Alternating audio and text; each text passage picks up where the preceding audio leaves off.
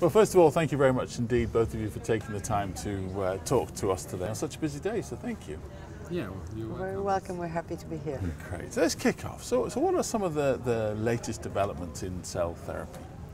Well, there are a lot of developments, a lot of new approaches that are tested, but mainly I would say extension of the clinical application of CAR T cells and engineered cells. And the other very important new thing is approval, market approval for at least 2 cellular products, genetically engineered cellular products, so Stream Valleys, CD34 engineered cells for ADAS-KID, and Zalmoxis, engineered lymphocytes with suicide gene for leukemia patients. So this is really exciting. So what are some of the issues for preparing these for use in the clinic? So the challenges we have to face to go in the clinic with cell therapies are manufacturing for sure, as we already mentioned, and another, I think, major issue in Europe relates to harmonization of the regulatory framework. So meaning we need to speed up the ways by which a product which is ready for a clinical application is really used in different centers. Okay, we talking about speeding up. How do we speed things up? I think one of the important things, if you talk about regulation, is also to talk to the regulators. Right. Because regulators don't want to block progress, they want to help.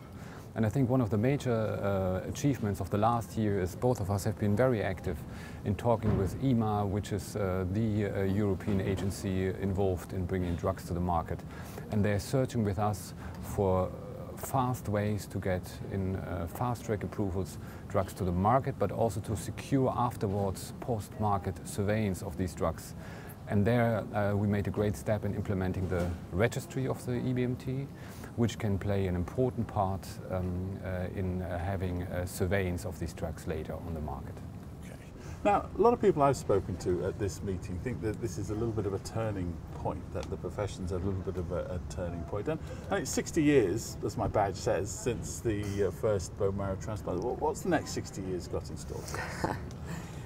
Difficult question. It's a difficult question. Maybe I wouldn't go that far as for next 60 years, but what I can say for the next coming years is definitely cell therapy, which is in a way not that different from transplantation. Transplantation is the first form of cell therapy, right. But now we know which cells we could add, manipulate and use. So this is really stemming from the stem cell therapy field. And it's working. That's why it's a standing point.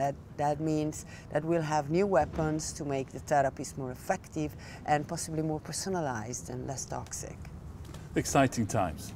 Absolutely, and you know, complexity has been always considered as a limitation. Look at all the small devices we have now in our hands, and the very same will happen also with cellular therapy. Well, both, thank you very much indeed for joining us. We really appreciate you taking the time, so thank you very much. Thank you. Thank you.